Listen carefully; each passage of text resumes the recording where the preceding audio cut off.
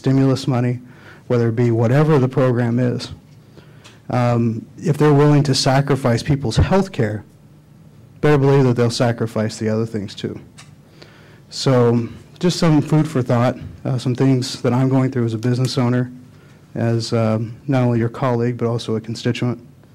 Things that you should know that are happening out there. In regards to the public comment and the workshop that's been brought up a couple of times, I personally wanted to address that. As far as workshops and council meetings, I think I very much support the mayor's position and having one public comment time. It's the way that we did things prior to the former administration. That was just the status quo, the way we ran our meetings. Unfortunately, with having two and having one at the end of the meeting, it became a time where personal attacks were made on members of the council, mayor, or whoever, and for things that were said or certain votes that were taken, rather than a valid discussion on the way things went. And so I fully support your efforts, Mayor, in having that one comment time. I think it's valuable to allow people that opportunity to discuss and talk, but at the same time, we need to make sure that we have decorum. We try to have decorum with each other. It's also good for the public to have decorum as well. Thank you. Thanks, Joe. Other comments from council members? Paul? I just wanted to make one brief comment. Mr. Olson brought up the question of are we doing any, how are we figuring out what revenue looks like?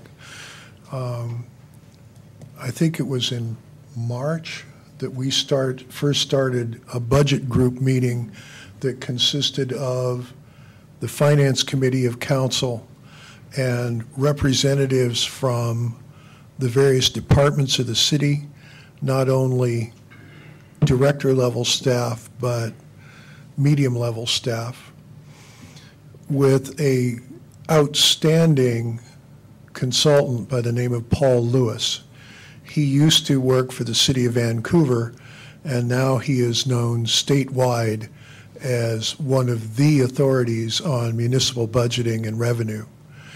And he has done an exceptional job of looking forward and making actually very conservative projections on what revenue will look like, not only for the next year, but for the next 4 years, through 2014, basically.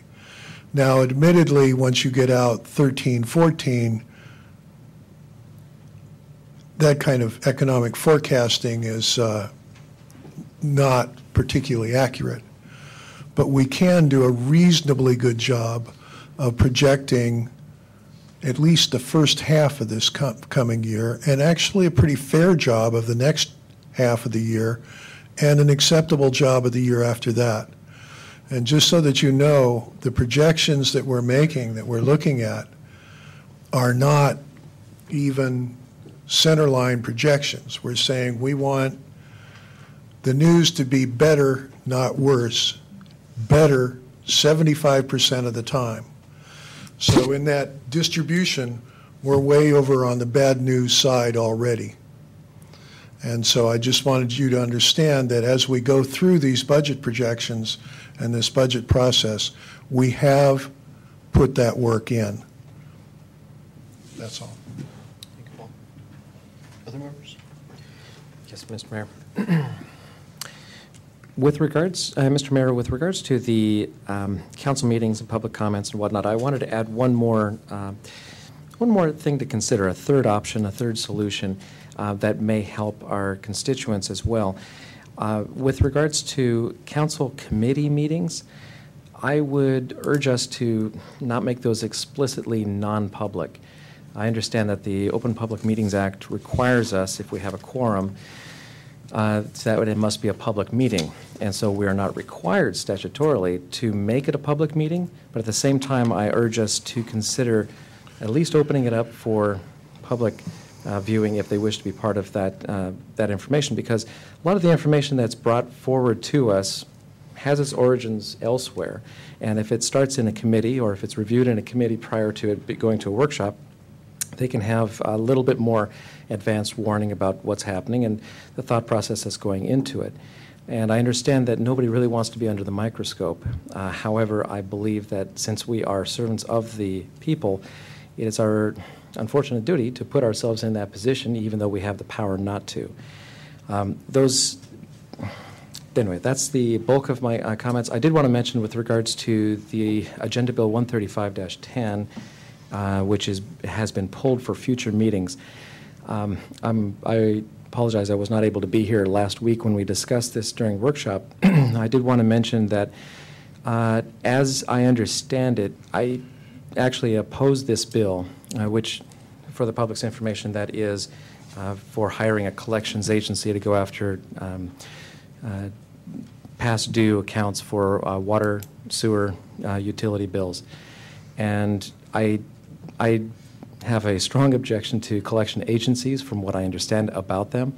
And from anybody who's dealt with them, I think they would agree with me that they are quite possibly a very destructive force within the community. Having said that, I think that there are some other options we can consider. And since this is pulled for a future meeting, I'll be able to fully express that a little bit later. Thank you. Other members? Okay, going into our regular agenda, public hearing. Agenda Bill 13410, resolution amendment to the Business Enhancement Factor Technical Document. Mr. Scott, are you taking this one? Yes, I'm going to cover this one for Joanne. I just need to find it in the packet here.